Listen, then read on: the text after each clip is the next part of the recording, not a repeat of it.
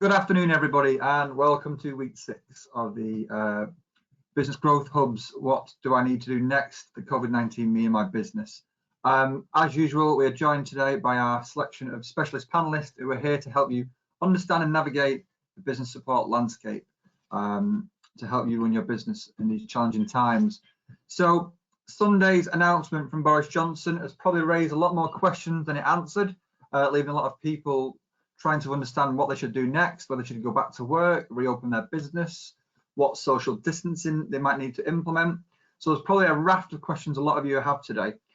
Joining me today to help try and unpick some of those answers is our specialist team of advisors. We have Peter Daniel, who's going to talk to us about government support for businesses and self-employed and try and unpick some of the announcement details we got on Sunday, as well as some of the answers that came through from things like PMQs and the onward reports that have been created. Following Peter, Steve Page, Director of Page Consulting, is going to talk to you about what local support is available, what future support is going to be available through this programme, and also expanding on his very popular topic of business continuity that we've been hosting for the last 5 weeks before. Following Steve, Mike Byrne, Blue Orchid Business Advisor and Accountant, is going to talk to you about what financial support and legal information you need to be aware of during these times to make sure your business can survive and thrive, or indeed looking at any other outcomes that might possibly need to be looked at for your business. Following Mike, Kelly Calvert, Director of Humber HR People, will be looking at HR requirements, HR employment law, and furloughing facts. We have had some updates regarding that recently, this last week, and Kelly's going to help us understand those a bit better. Following Kelly, Stella Jacobs, Director of Infolaw, will talk about data protection and GDPR when working from home and look at some of the most important aspects of information and advice we've been provided by the government to make sure we're secure in our business in terms of the information we process. And then finally, Rachel Alexander, Director of I Can Handle It, will talk about managing mental health for employees and yourself to help you protect that biggest asset within your business, your staff. Following each presentation today, we'll go through a quick Q&A session to answer any questions you've got. So as usual, please use the question function on your go-to dashboard. You should be able to find it on there. If you log whatever questions you want answering pertinent to your business, we'll make sure we answer them either throughout or at the end of the presentations today. And so please do ask any questions that you want answering that might not have appeared in the presentation that's bespoke to you. Right at the end, we'll tell you about what other support is available for the weeks coming to help you and your business continue their survival through this period of COVID-19. So that's it for me for now. I'm going to pass you straight over to Peter Daniel. Thank you. Thank you very much, Paul. Okay, so Sunday's announcement, what did it actually say, and what information do we get from that? Well, first of all, I wanted to really set the scene of what support is available and what support's been previously launched, because I think that has certainly has a fact on what's going to happen going forward and what that roadmap actually means. So very first of all, and I am going to go through this very, very quickly, is the self-employed support scheme. So that's sort of going live at the moment. I know Mike's going to talk a lot more about that one. But that is to cover 3 months of payments, 80% of your profits, 3 months of payments up to June. At the moment, there's nothing going forward on that one. But the key thing here is you can still work and receive that 80%. So it is a case of these businesses, if you're self-employed, you can keep going. You can keep going and you can still receive an income from. The job retention scheme, they've said that there's going to be an extension to that one until October, July at the current rate. Again, Kelly will go through that in a bit more, but it has been an extension to that one going forward. And then finally, the other one I'm going to mention is the bounce back loans. Bounce back loans came in only a week or so back. A lot of businesses have received their payments for that one already on that one. And that is a loan up to over 6 years, so it is over a longer period of time, but 12 months interest free. 12 months interest free, 2.5% after that one.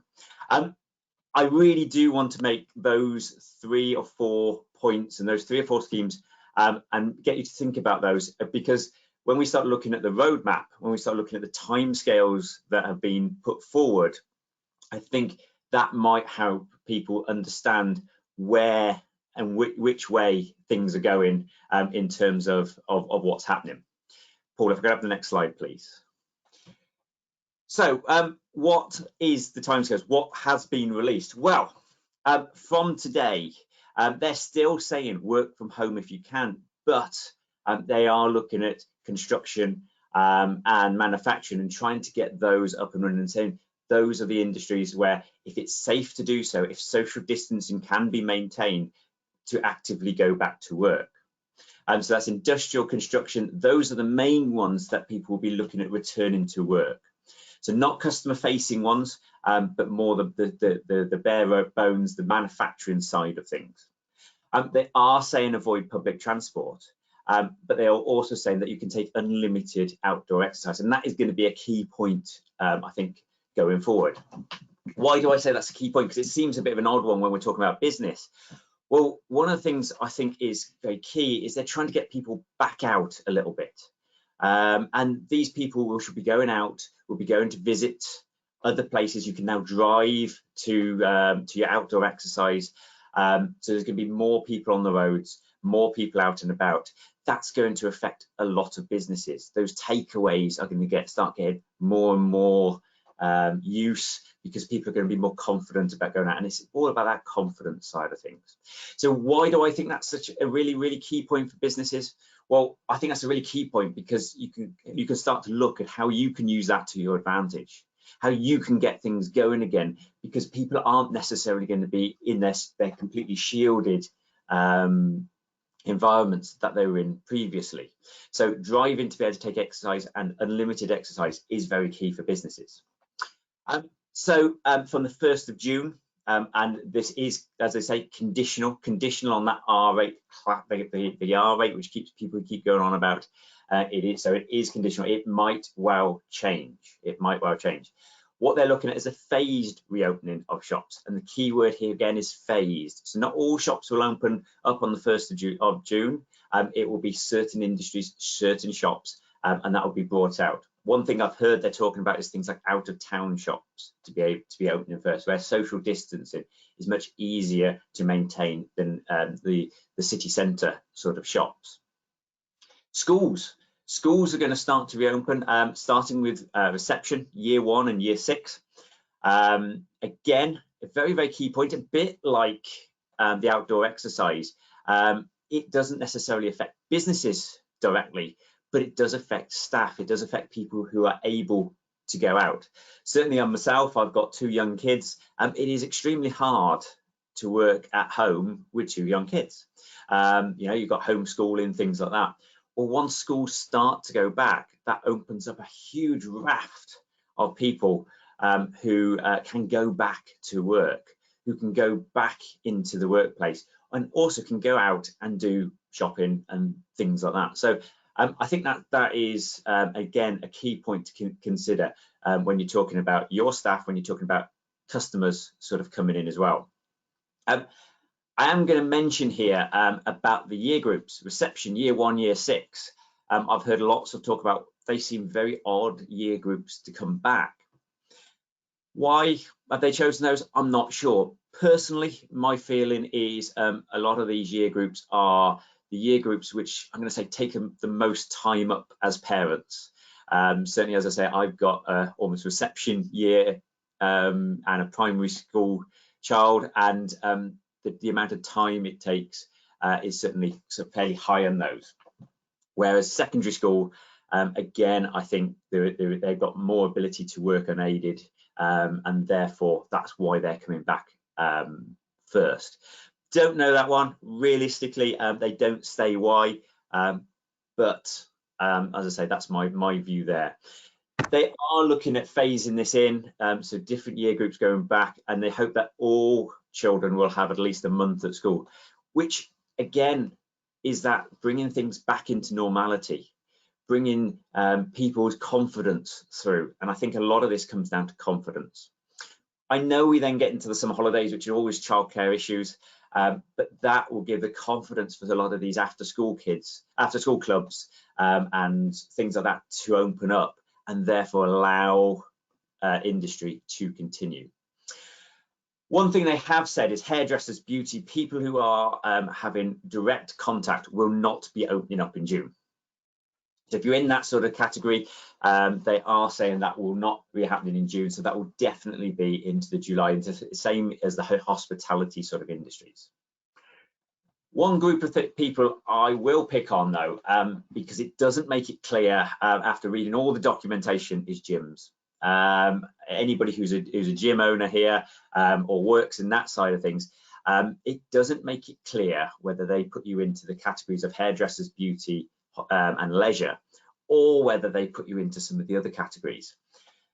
I think that is because they do put a lot of emphasis on health and fitness, because health and fitness is something which is going to help us fight off this COVID-19. So they do kind of edge towards that being something that they are looking at as a separate issue compared with this hospitality, beauty, things like that. Personally, how they're talking, I do not see that opening up in any major format until the July. It doesn't suggest that it will do, and if anything, it's going to be some sort of one-to-one sort of sessions that might be open at that point. That brings us on to July, which is reopening of some hospitality industries. They will be under strict conditions, along with all other businesses. You must maintain social distancing and things like that. Also, public places will open up. They've already said about parks and open spaces opening up, but the public places are what we're talking about here. The more enclosed things and items there. So that really means that a lot of businesses will be able to trade in some format by July on the current timescales. As I say, it is very much conditional, and he did mention that five-step alert system, and if things go up, we may well come back into the lockdown sort of situation. But by the end of July, hopefully most businesses will be able to trade in some format or the other. So you do need to start thinking about how you're going to do that. You need to start thinking about the changes you're going to make. And I know Steve will talk more about that and how you can actually maybe change some things, maybe work on what you're going to do based upon this timescale. One thing is for sure, though, that although these timescales are conditional and may well change, I don't think the order of what's going to happen will.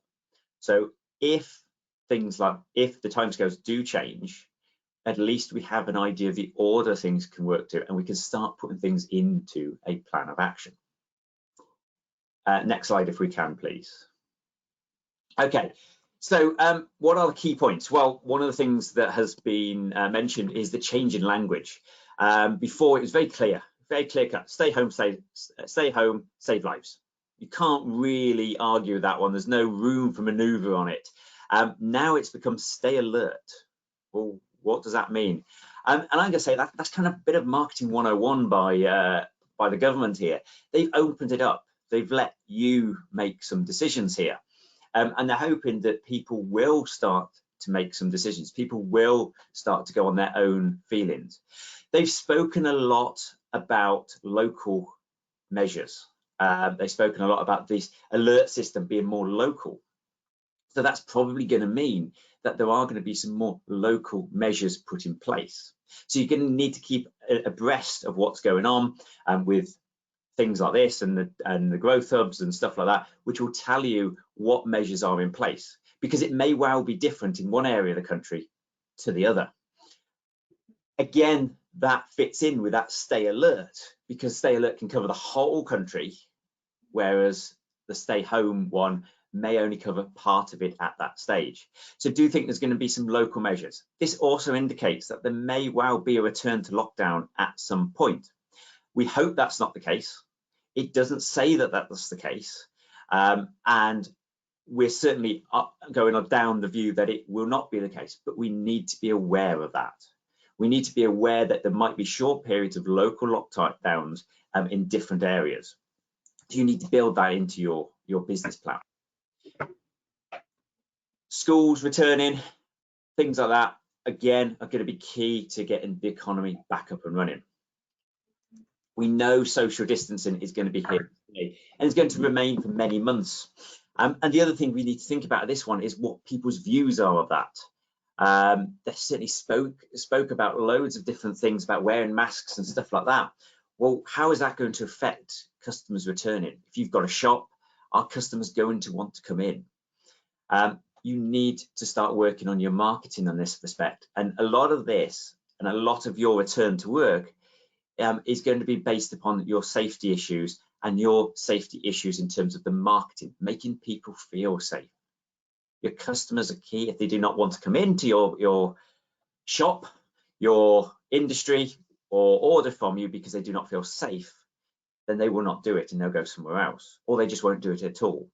So this is going to be, so marketing is going to be extremely key here in terms of making people feel that they're safe, making people know what you're doing, and showing people that you are doing everything in your power to do it.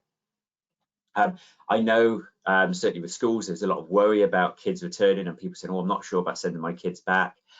Well, that's something which people need to get over. Well, I'm going to say people need to get over, but that the only way they're going to get over that is by the marketing of saying it is safe, showing how it's safe. And you with businesses are going to be exactly the same. Exactly the same. You will need to make changes. That is the key thing. You're definitely going to need to make changes here. So we need to keep that abreast, and you need to look at what might be happening and what you can do to make those changes. Can I have the next slide, please? So what do we need to do? What are the government advice? Well, they've issued lots of documents. The very first one was the good old 60-page document telling what the roadmap is. They've now released documents for each and every industry, and there's about 8 of them in total. So do have a look at them. There's some good little tick lists on there. I'd like to say most of it's common sense, but as we all know, with a lot of things, there's no such thing as common sense. So just to reiterate a few. One of the things we're going to have to do is reduce contact, keep and contact to a minimum. So this might be small teams, it might be shifts. It's getting rid of hot desking. They've said hot desking will be gone. Maybe things like contactless payments, PayPal become a huge growing industry, whether that's PayPal, Zettle, or these online sort of payments, to reduce that contact. Regular washing of hands, face and clothes. Clothes be another one. So maybe uniforms might make much more of a return because they're going to have to be washed fairly regularly. Using hand sanitizer outside the home, it says, when entering or exiting buildings. Something you might need to put in place with your shops, your businesses, your offices, so that people can keep that going forward and being able to use that. Keeping areas well ventilated. They've certainly pushing towards outside access. So look at what you can do outside. Has your business got an outside area? Can you move things outside? If not, keeping things well ventilated, fresh air coming in. And it is still going to be work from home if possible. The use of Zoom, the use of GoTo, the use of all these different systems are going to keep going. People are still going to be working from home, and we're going to see a lot more of that. So investing in that infrastructure to allow you to do that will be another key aspect. And the final thing is the face coverings. Use that in an enclosed area. There are lots of things I think you need to look at on this one, and there's going to be a lot of updates on this. One of the things they're saying, and there's a concern about, is PPE. Is something which I've been trying to get some clarity on. They've certainly said that it's face coverings for general public rather than PPE, but I'm certainly been looking into what that actually means for businesses and whether that is going to be a PPE or a face covering in those environments. Really, reducing the contact is what you need to do rather than PPE. PPE is always the last resort here. So have a look at how you could change your business to reduce that contact, how you can change your business to be able to withstand any changes and any fluctuations that are going forward. Thank you very much. I'll answer any questions on that one. As I say, there's a lot of information in the various documents, but have a look at the one that relates to your industry. There's some really quite interesting tick boxes there, but I'm sure more information will come out in the coming days. That's great. Thank you, Peter. And just to let everybody know, before we hand over to Steve, that there are a variety of workshops that will be available going into more depth of some of the information that Peter shared with you today. The first three we'll tell you about are for those that won't be returning back to work and will continue to be remote based. There is 2 workshops on how it's done, proven tools for managing remote teams effectively. So there's 2 to choose from. There is one next Tuesday, the 19th of May at 2 till 4, and one the week after on Wednesday, the 26th of May, 2 till 4. You can also start looking at how to prepare for returning to work, talking about social distancing and going into a little bit more depth of how you do that based on what Peter's just been through. That Peter will be running the Wednesday after, along with some of the colleagues from Humber HR people who will be talking about the employment law side of things as well. So do check out the Grow My SME website, the events page, where you'll be able to book your places on that completely free.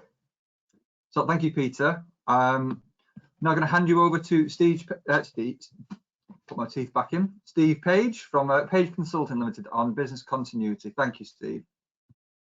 Thanks, Paul.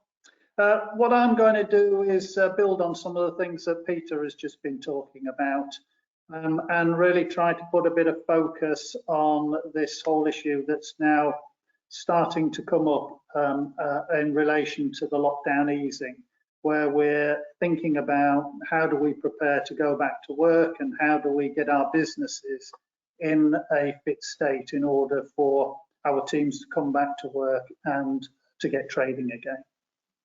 And I'm going to be talking about the use of a business continuity planning as a means by which to be able to do that. So in its simplest form, business continuity planning is a methodology that enables you to take a structured approach to planning how you will adapt and change and modify your business to meet the new conditions that are facing you. And in an uncertain time, you need to be able to have some confidence that what you are doing is right, it lines up with the guidelines that are being presented and that you're not missing anything. So taking a structured approach can be a really helpful and powerful way to help you to move forward and get that preparation right for your staff, but also right for your business. So business continuity planning enables you to take a structured approach, but specifically, it's a process that enables you to create systems of prevention and recovery so that you can deal with potential threats or changes in your environment. And it also, importantly, helps you to build the resilience of your business. And resilience, if you remember, is a business's ability to withstand changes in its environment and still continue to function. You may not function in exactly the same way as you have done before, but you are able to function effectively in the new environment that you find yourself in. So, real powerful technique and something that I would encourage you to include in that business skill set and knowledge base that you have, as it will serve you well for the future. So if we could move on to the next slide, Paul. Thank you. So importantly, and sort of looking at it from a practical point of view, and I'll walk you through some simple examples of what these plans look like and how you go about creating them, so that you can see for yourself just what's involved. But simple process, it has 5 key steps to it, and they're indicated on the slide in front of you. So the first step is really just about understanding what potential threats the business may face And COVID-19 has been excellent in providing a whole wide variety of things that can threaten the business, oodles of them, and they keep popping up and surprising us. And trying to understand the impact that each of those may have, so that we can concentrate on the things that are really going to have the greatest impact first, and then we can deal with some of the lesser ones later. So that structured approach gives us an ability to do the important stuff first and then fill in the gaps later. So that's the first step: understand what those challenges are, what the threats are. The second step is to come up with some effective solutions, and we'll have a little chat about that, and we'll look at some examples. Linking those in to the government guidance wherever you can, because if they've already come up with some solutions and they're looking for you to use them, then that will be the first port of call. Having once assessed the risks, got some solutions, we then need to implement them. We'll have a little bit of a discussion around that, what that looks like. And then importantly, how we embed them. We test them out and we practice them so that when we really need to call on them, they're available to us. With COVID, some of that implementation will go into place straight away because we're currently facing the threat that's there. And then how we maintain and revise and update our business continuity plans so that we keep them current, up to date and effective. So what I'm going to do now is just give you an example of what a simple plan might look like and some of the things that you will consider when putting your plan together. So if we could move on to the next slide, please, Paul, we can have a little look at this. Don't be frightened by this. It looks a horrendously complicated thing, but it isn't. It's relatively simple when you break it down into its component parts. And let me just walk you through what's involved in this. You can put them together yourself in Excel or some other suitable spreadsheet format. So you're not having to buy any expensive software that you then fill in and they sort of populate these tables for you. You can very much keep it simple and do it within that sort of Windows Office suite that you've most probably got on your computers, or the Apple Mac equivalents. So if we just have a little look at the top of the table, you can see there's some key headings. The first two on the left-hand side is a number that we allocate. So fundamentally, we're identifying what those risks are in the context of a threat. So you can see from this, the threat that we're looking at particularly is the threat of not being able to keep people safe from catching COVID-19 at work. So how do we keep people safe? And therefore, what are the things that expose people to the risk of catching it? Where are those particular risks? And we can sit down and we can think about them either together or individually, and we can list up those risks that we believe are needing to be dealt with. And we can write them up. So risk number one, insufficient office space to provide good separation between people. Another risk we might identify is that the workplace surfaces may become contaminated with the virus. Risk number three, air in enclosed spaces can become saturated with droplets that people are breathing out, and the virus can be passed on to other people in that way.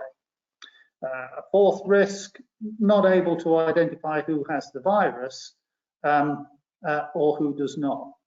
And there'll be more. You can carry on with adding them into your spreadsheet as you need. What I wanted to do is just give you some examples of the sort of risks that are coming up from the work that I've been doing with other companies. What we can then do is have a look at each of those risks and try and understand the impact and the likelihood of them occurring might be. We can do it in a very simple way, high, medium or low. Or if you want to get a little bit more complicated, you can in the same way that you would assess a health and safety risk assessment, use a number system where 1 is very low and 5 is very high, and you can put some numbers in there from 1 to 5. In this case, we've identified the impact that we think those risks may have, and in each case, those risks are sufficiently high that somebody could catch COVID-19 as a result of them. So we've rated them all high. In terms of the likelihood of that, we've been a little bit more careful in terms of the way that we've done that. So put in the risks as we've shown in the table. The next heading is warning signs. One of the great things that if you can find is if there's something that warns you that a risk is likely to manifest itself, understanding what that is and looking out for it can be incredibly helpful in terms of giving you that early notification that you need to do something quite quickly. So again, we can, where there may be warning signs, just put some information in against each of the risks. So in the case of the first one, insufficient office space, a warning sign might be not able to meet the 2 meter social spacing rules. Others, like in the second risk, there may be no immediate warning signs whatsoever, which makes that risk even more precarious to be able to deal with. So once we've defined those risks, those ways in which that threat might manifest itself, what we can then do is just have a little look from a prevention, but if it were to happen and we didn't prevent it, a recovery set of requirements. So what would be the actions that we would need to consider taking in order to either prevent it or in terms of being able to recover it should it occur.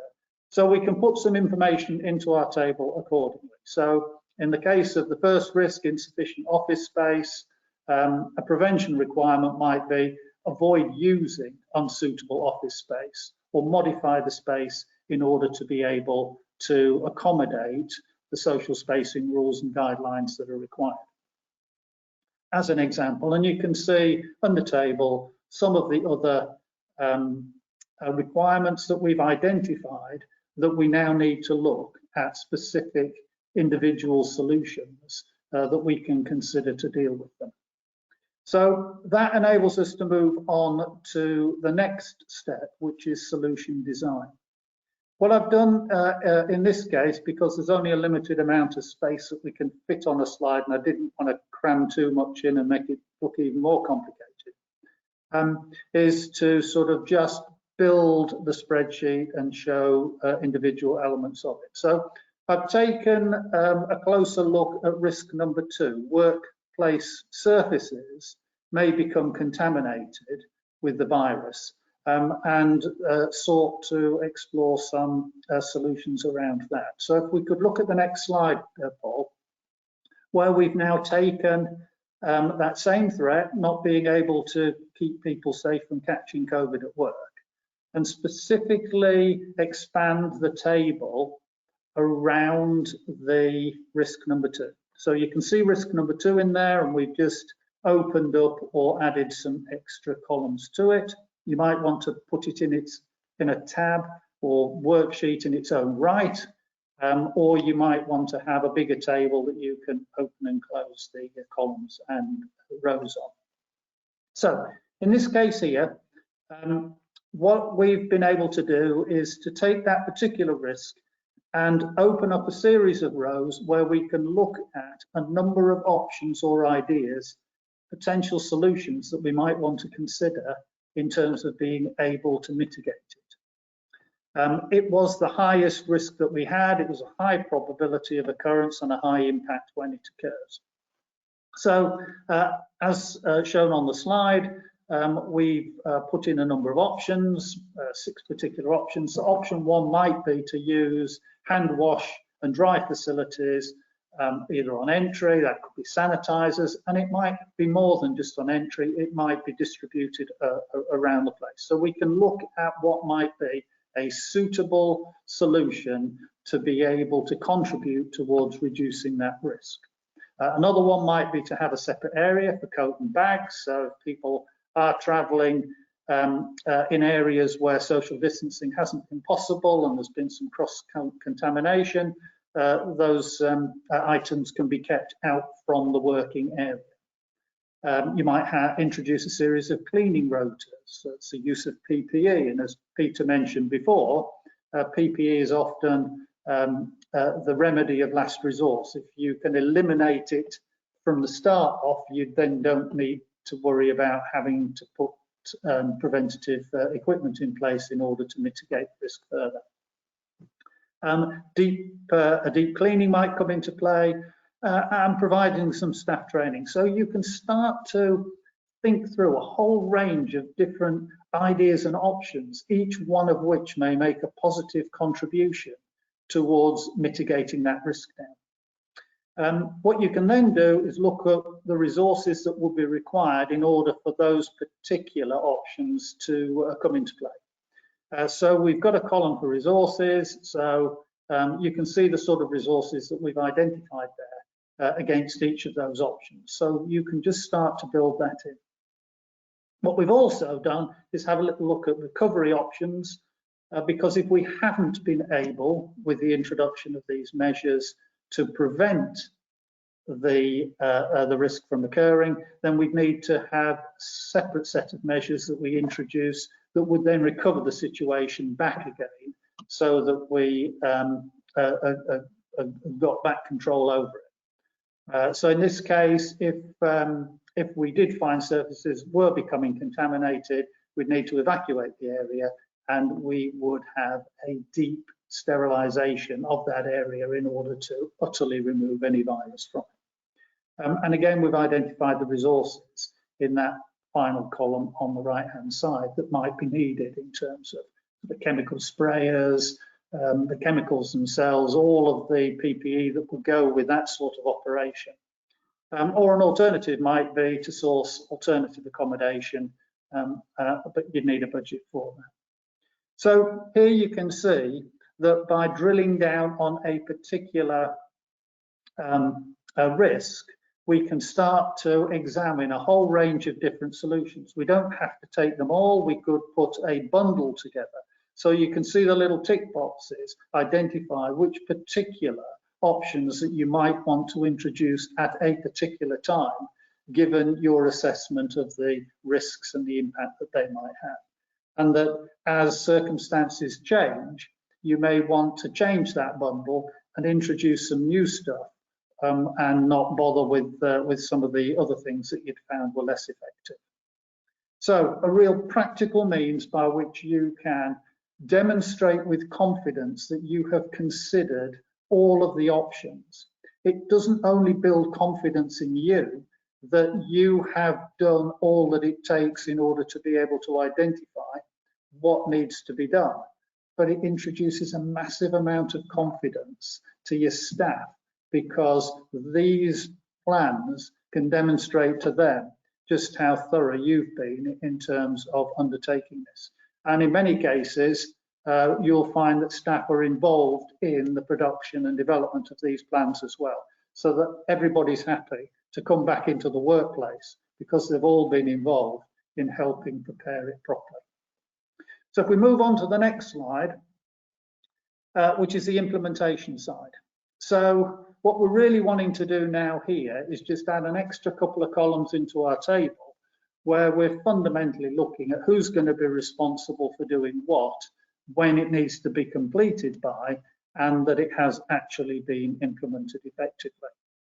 So you can see for each of the risks that we've identified, by putting a little bit of a tick in there to say this is something that we're wanting to implement, we can allocate an individual, a site manager, office manager, individual staff members, whoever it might be, in order to be able to implement those particular mitigation tasks, those particular options. We can set a date for it and we can identify when they've been done. So again, we've now got visibility and control. We're able to manage the situation, and we can do so in a timely way, one which is really looking at just how quickly we need to move in order to be able to get these things in place properly.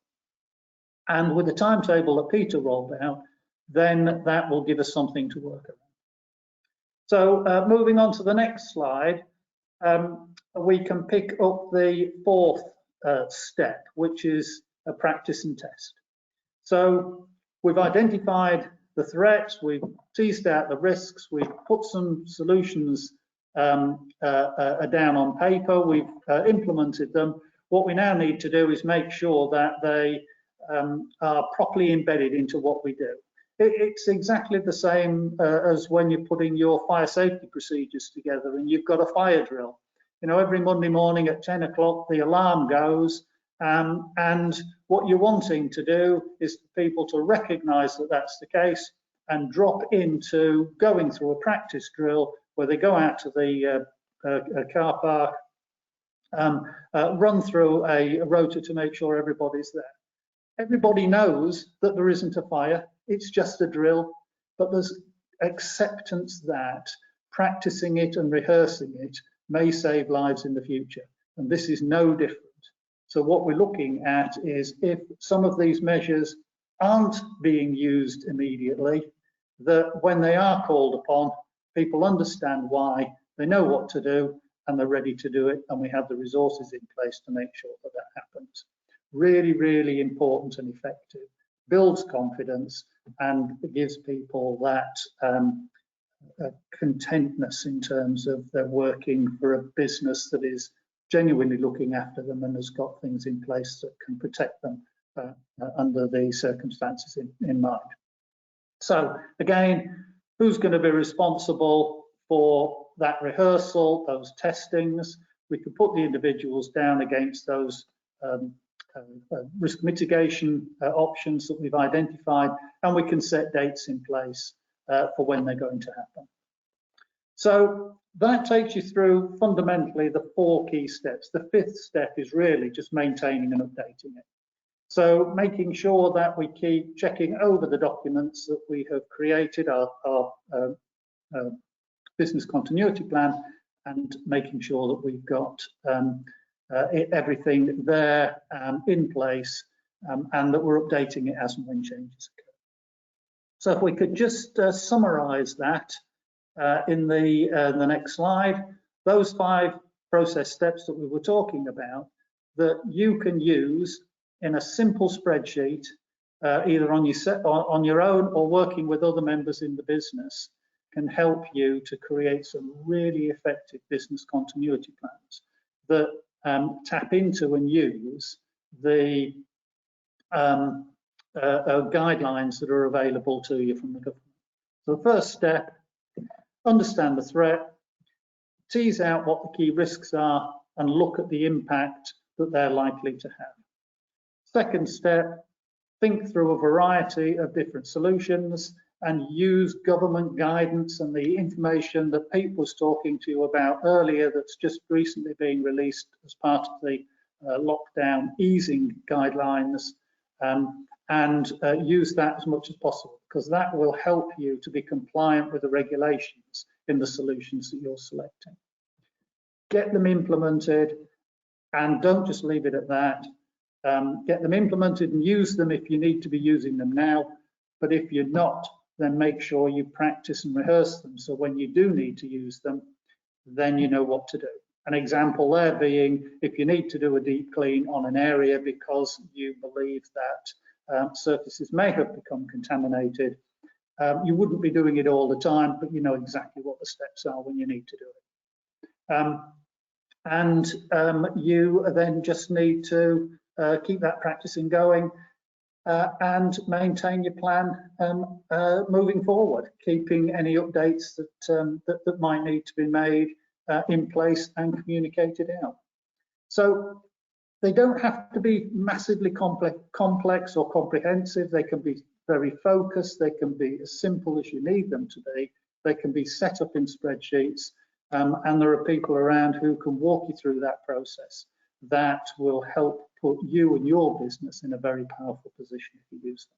So I hope that practical guide, that having a little look at what's involved, has given you that little bit of inspiration and insight to prompt you to have a go at putting one together yourself. So if you move on to the next slide then, Paul, quickly. There are some additional webinars that are coming out that are all related really to helping people prepare to get their businesses ready for work and up and trading again. One particular one that's coming up on Wednesday the 27th is having a little look at a business and how it's working with its supply chain. There's been significant damage to a range of businesses. Not all your suppliers are going to be able to support you in the way that they did before. Some may no longer exist anymore, not trading or doing other things.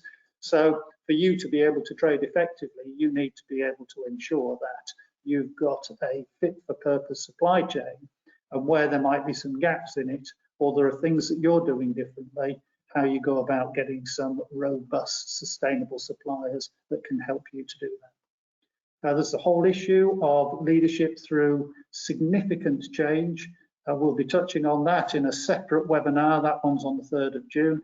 But also where a lot of businesses are having to restructure, some having to downsize, some having to look at fundamental new markets that they need to get into, how you go through that whole process of restructuring your business and what some of the implications might be in terms of employment law and working with your staff. So hope you come along and join us for those. I think they'll be incredibly useful to you moving forward. Talking about things to support you moving forward, if we could just have the next slide, and that's the Humber Business Growth Hub. Go on their website, humbergrowthhub.org. There's a tremendous amount of information in there, a whole variety of detailed support funded schemes, from helping you work from home and supporting your ICT, through to giving you access to business advisors and some free business advice. So really strongly encourage you to do that. And that support is there for you. Use it to its absolute full. So I hope that's given you a little bit of a guide without frightening you off on the business continuity planning, and give you the opportunity to have a go for yourselves. Over to you, Paul. That's great. Thank you very much, Steve, again for yet another insightful and practical guide. And I recommend you do go on the website to try and book on one of Steve's sessions to receive even further practical help and support to help your businesses through this time. Moving swiftly on then, we're going to move on to legal and financial update now with Mike Byrne. So I'll hand you straight over to Mike. Thank you. Thank you. Good afternoon, everyone. I'm going to talk about the impact on the finances of, well, typically people who are self-employed running their own business, and they've been seriously damaged in terms of their income by the coronavirus. And they will have seen, and if I can speak directly to you, you have seen there's a lot of support, and it's very difficult to cut your way through it. And I want to pick up on two schemes in particular. Just briefly outline them and home in on the things that in keeping with the title of this webinar, the things you have to do if you're running a business. And it's the same as most things. There is a simple approach.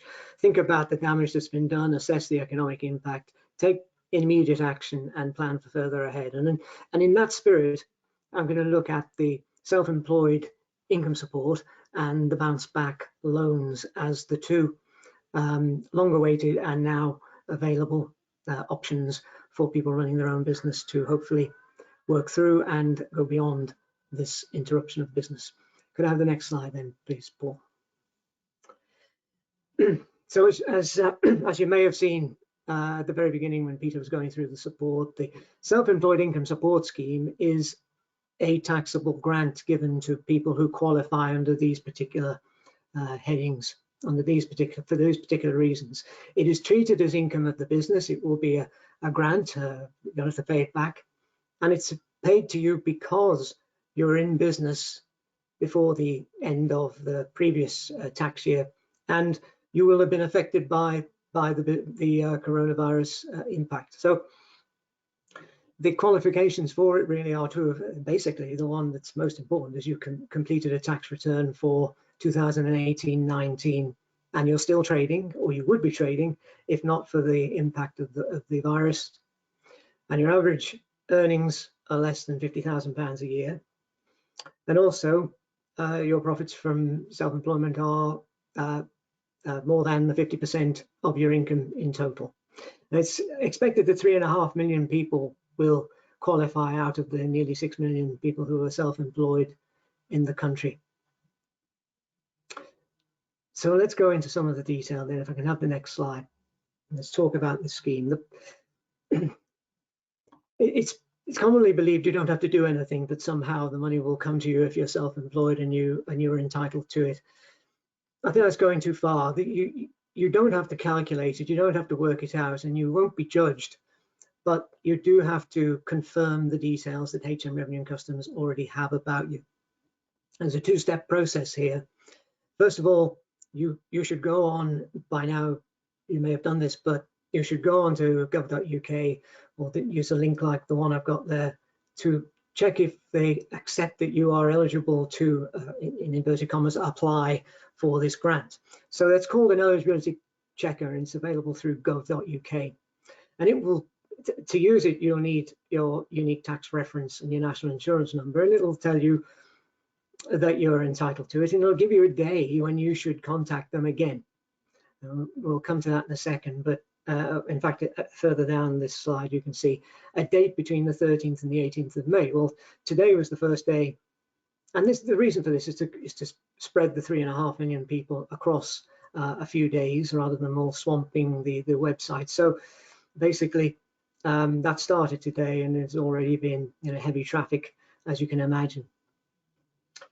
So the amount that businesses will get will be worked out by HM Revenue and Customs from your tax returns going back to 2016 to 17. It'll be the average of your self-employed income for the 3 years, and I'll show you how that's worked out in a second. So you need to go onto the website armed with the information that they will want, which is your unique tax reference number on any correspondence from HMRC, national insurance number, and I would advise you to take your passport or driving license so that you can create a government gateway ID if you have to, in order to access this support. And later on, you'll have to return and supply details of the bank account you want the amount to be paid into. An agent or an accountant can't apply on your behalf. You have to apply yourself for security reasons. And at this point, I should very strongly advise you not to take any notice of text messages or emails that maybe offer to do it for you or things like that. They are almost always going to be scams.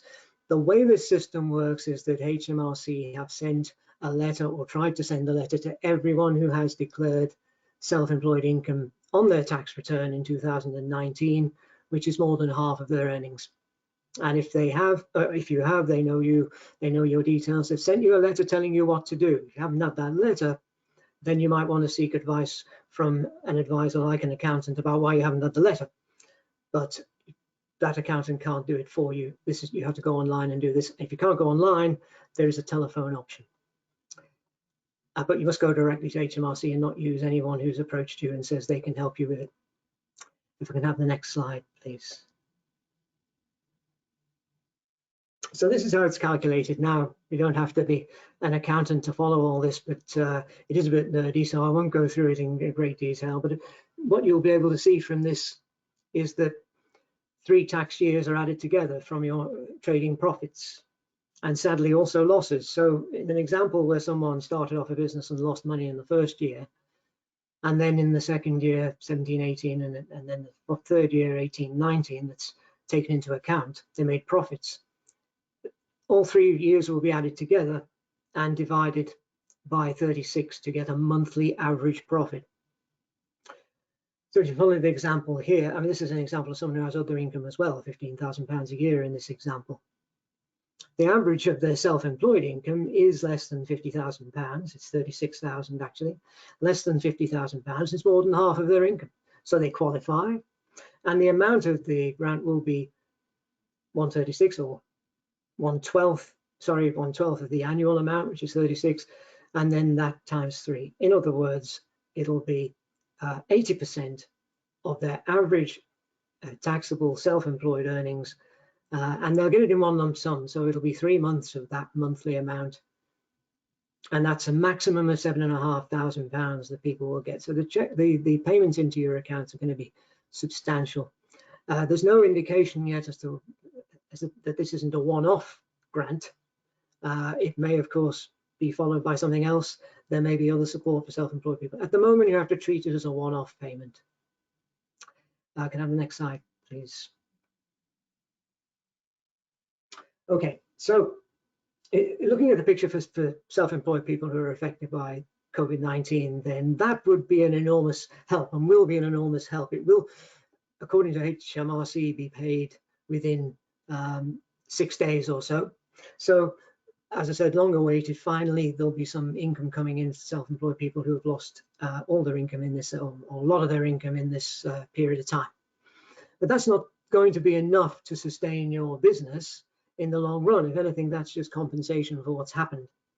Thinking ahead may require you to consider the bounce back loan scheme. Now, this is a small business orientated product or scheme from HMRC to supplement the previous loan scheme, which was used predominantly by larger businesses. For smaller businesses, they will find this a much more appropriate piece of help. There are 11 providers, usually the big banks like HSBC, Barclays, Lloyd, NatWest.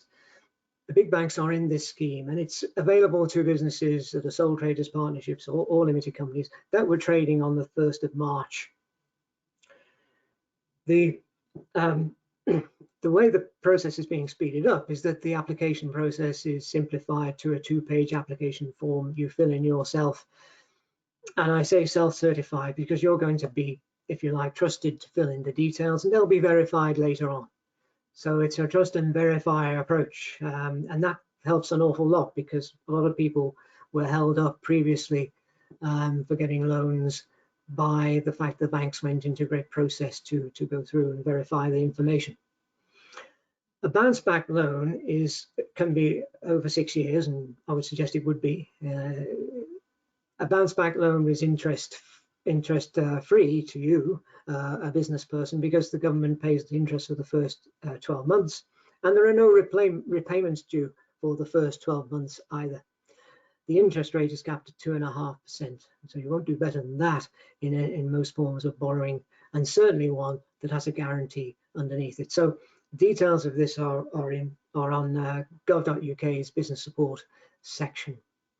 If I can have the next slide, we'll go into a bit more detail about it.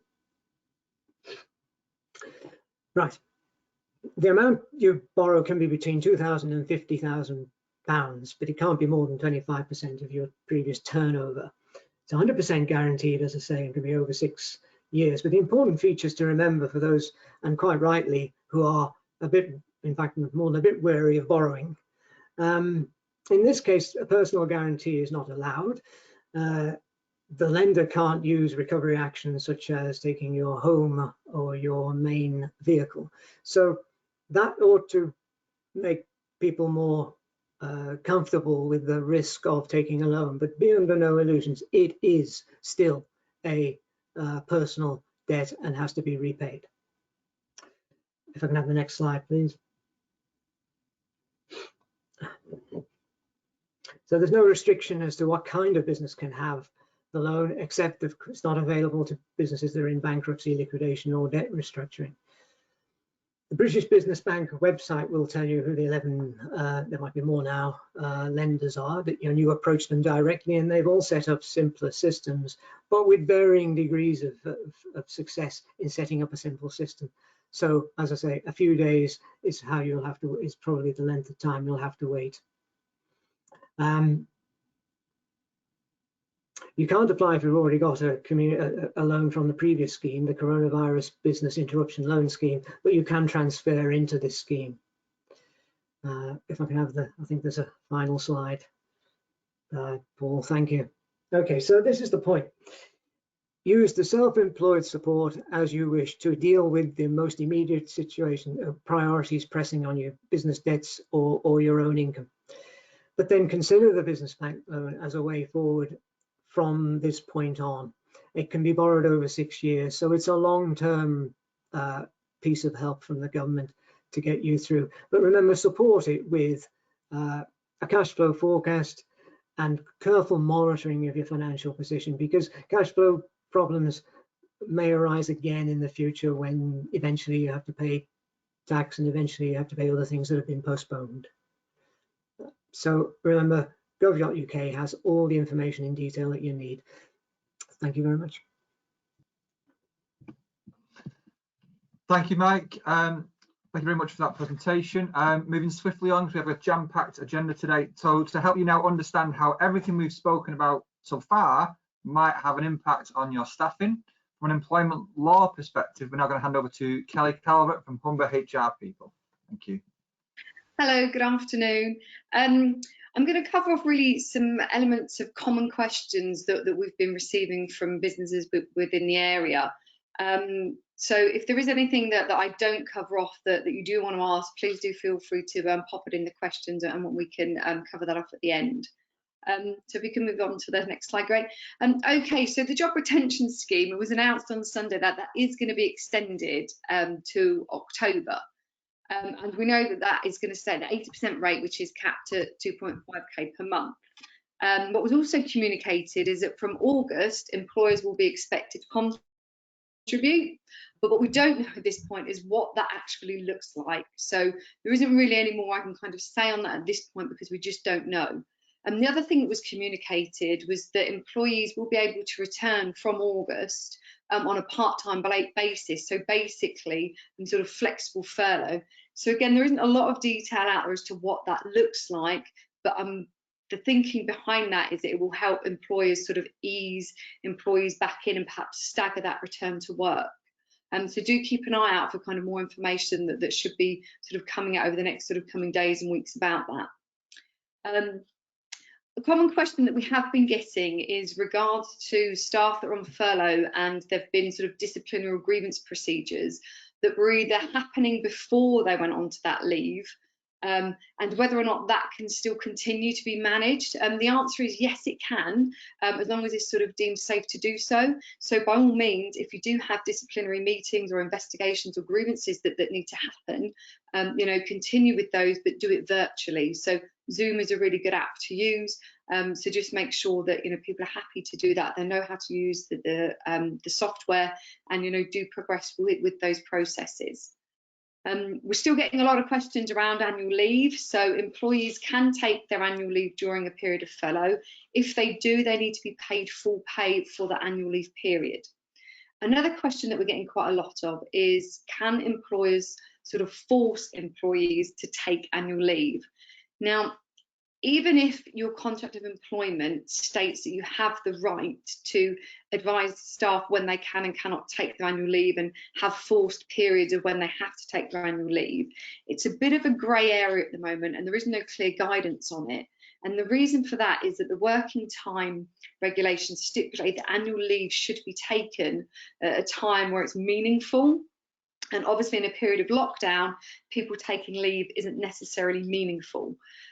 What I would suggest, if you are in a position where you do want staff to take their annual leave, is just communicate with them, consult with them, perhaps get them to sign something to say, yep, they're more than happy to take X amount of days from their entitlement during this period, and that should cover you.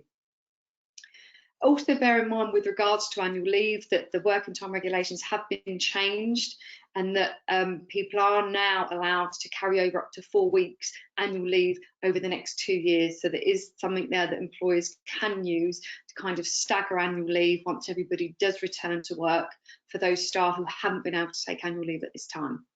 So we can have the next slide, please. We're getting a lot of questions as well around sort of maternity leave and how that interacts with furlough. So those that are about to go on maternity leave should go on maternity leave as normal. Anybody whose maternity leave sort of started on or after the 25th of April and they've been furloughed, their SMP, so the statutory maternity pay, should be calculated on their pay prior to going on to furlough leave. So the 8-week average pay period still applies, but that should be applied to the period before, 8 weeks before they went on to furlough leave, so they are not disadvantaged. With regards to employers who are shielding, these employees can be placed on either furlough or SSP. The choice is yours as an employer.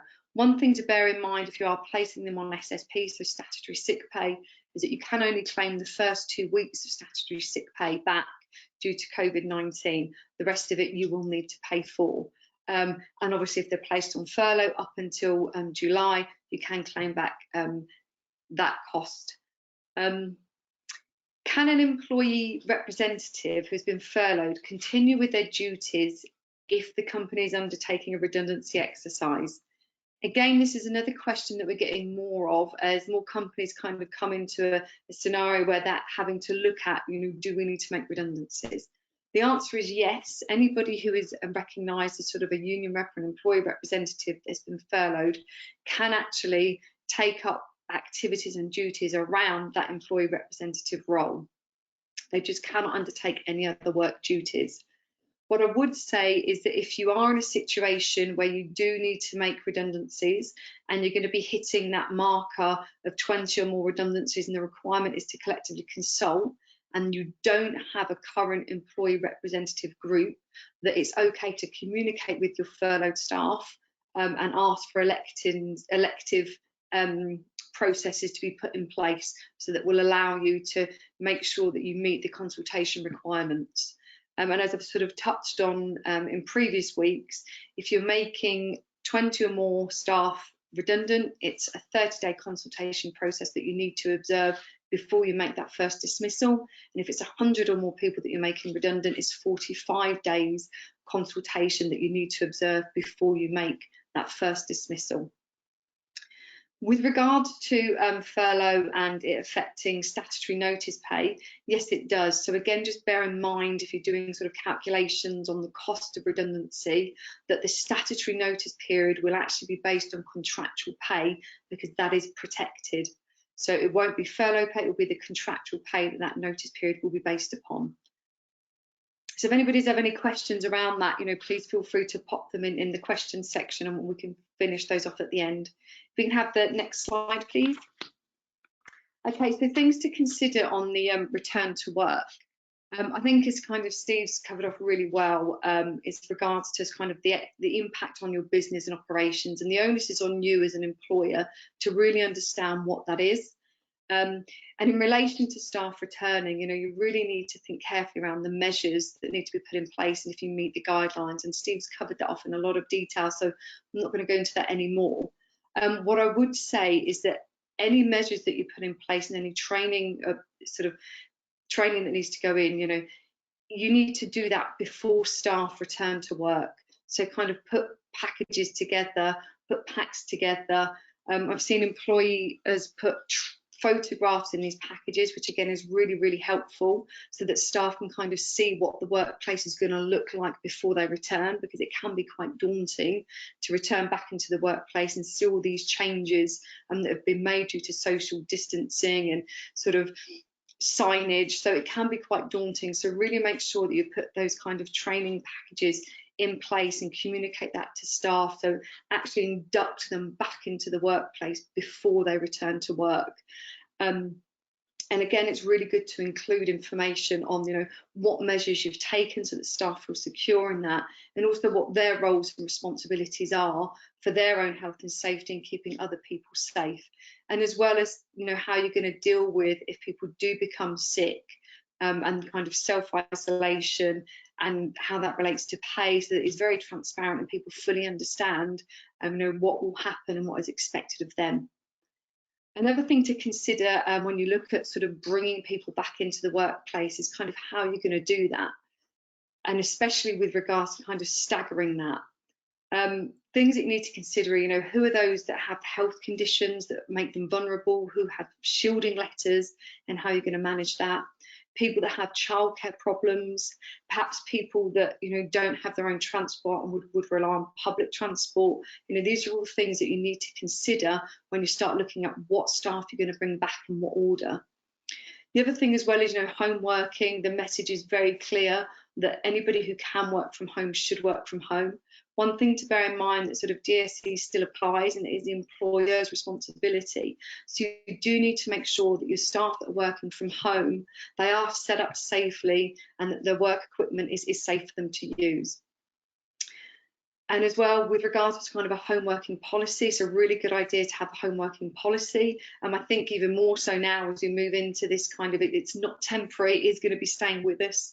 So to have kind of clear parameters around what working from home looks like and what the requirements are from sort of you as an employer, and obviously the employees' requirements on sort of looking after the maintenance of equipment, how you're going to monitor work, how people are going to be communicated to, and also more importantly, the GDPR elements of it that Stella will be covering off later on. And another thing to kind of bear in mind, which again is coming up, is changes to terms and conditions of employment. Now, I think naturally, as we go through this process and people do come back to work, and I think as businesses have sort of had a time to reflect, people have realised that actually they do and can sort of make changes to the workforce, to working hours, and that needs to happen. But you do need to be mindful that contractual law is still in place. So if you do need to make changes, you do have to follow processes that observe contractual law. You can't just make changes. People do need to consent and agree to those changes if you are making fundamental changes to those contracts of employment. Another question that we're getting a lot of is, what should I do if an employee refuses to come back to work? Now, this is a bit of a tricky one, and it does need to be handled with care. And the first sort of port of call here really is to kind of talk to staff and really explore the reasons why. And it is going to be a balancing act of kind of managing the contractual obligation, but also your duty of care as an employer. Now, the kind of questions that you should really be asking if somebody is sort of refusing to come back to work is really around, okay, are they clinically vulnerable? Do they have a shielding letter? Is it because of childcare? Is it because of fear of transport? Is it because of fear of what the workplace is going to be like when they get there? Are they pregnant? So you really need to understand all of these areas, and then, from what you find out, make your decisions. Now, if they do have shielding letters, then obviously the option is to kind of furlough them until October. If it is around pregnancy and fears, again, you have that option. If it is around childcare, you can explore, what that looks like, what the restrictions are, if they do have any support from elsewhere. And potentially, could their children be going back to school in June? So it's kind of trying to find a common ground where you can support them. And there are options of looking at kind of potential parental leave, so their statutory rights come into play, or is there an option to kind of take unpaid leave? Again, if it's concerns around the workplace, it's looking at, what have you done in order to keep employees safe and really kind of making them understand that. And if you do find yourself that you're in a situation where somebody is sort of refusing to come to work, and you're kind of to a point where actually you feel like it's bordering on, I don't want to say unreasonable, because I think there's a lot of mental health good that's going to come out of this, and people are fearful of returning to work, and quite rightly so. But there's going to be a balancing act, and I think it's that kind of point where you don't necessarily want to rush in and kind of take disciplinary action and kind of pull back on, well, actually, they have a contractual obligation, they're not fulfilling it, therefore we're going to take disciplinary action. It is a balance of kind of your care of duty. So it may be that you look at saying, okay, that's fine, but as it's a choice that you don't want to come back to work, it's potentially unpaid leave that we're going to leave you on. But again, if you do find yourself in that situation where you've explored every other avenue, do take advice before you take action, because these are unprecedented times, and there isn't really any case law for us to refer to. So it is going to be kind of going through this piece by piece to try and find the best outcome. Also, I think it's really important to not forget to check in on those on furlough, especially if they're going to be on furlough leave for a considerable period of time. Now, I've seen lots of clients do lots of different things around this, So it can be kind of lunch and learn. So obviously you can't provide lunch, but you can kind of have an hour of work-related learning. So it keeps that engagement with the workplace. I've seen people do kind of health and safety quizzes, which has been a bit of fun and worked quite nicely. Business updates, so business updates via Zoom, so get everybody involved and has that connection there and the engagement with the business. Informal chats and fun quizzes.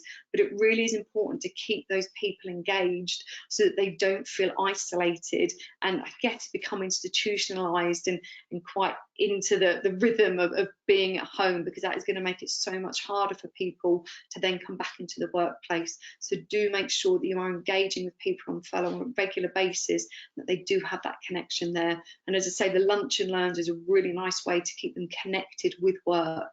But just bear in mind, if they do that, that there is that requirement for that hour that they're on to kind of make sure that they are being paid the national minimum wage is a training session. And then the other thing we've seen companies do, which is a nice to have, is kind of capture memories from sort of lockdown. So, asking staff to send in their lockdown photographs and kind of putting together some kind of montage of, this is our company during lockdown, so that it kind of captures that kind of camaraderie that a lot of us are seeing, that pulling together, and forms kind of part of a company history. So again, it can be used as a nice engagement piece and that feeling of, we're all in it together. So it's quite a nice thing to do, is to maybe start capturing some of these memories. But as I say, if there's anything that you do want to ask that I haven't covered, or you want more information on some of the stuff that I have covered, please feel free to pop it into the questions section and we can cover those off at the end. So thank you for your time. Thank you, Kelly. Kelly, just before you disappear, just one question that's come up directly based on what you've just mentioned. David asks, is there a selection criteria that businesses have to follow when taking people off furlough? So for example, if a company has multiple warehouse people, is it the employer's discretion as to who gets to be unfurloughed first? Obviously you've talked about individual needs, but from a team basis, can they decide, or is there something they need to do to follow? Yeah, it is down to the employer to decide. As I say, what I would do is kind of have a stepped process. So perhaps make sure that you are fully aware of every employee's circumstances. So in relation to kind of shielding, any medical conditions that they have, childcare, transport, so that should be your first kind of selection go through. Then anybody else who is left, I would kind of apply the same process that you would if you was making redundancies. So really make sure that you're focusing on performance. So, are there kind of some kind of measures that you can look at to sort of score people again, so that, you're technically pulling your good performers back into the workplace. The thing that you need to be mindful of is that you're not discriminating against anybody. So those protected characteristics, so, age, race, gender, etc. So you just need to be mindful that you're not discriminating against any groups of people. So it is good to kind of focus on performance and have a measure there. That's great. Thanks very much, Kelly.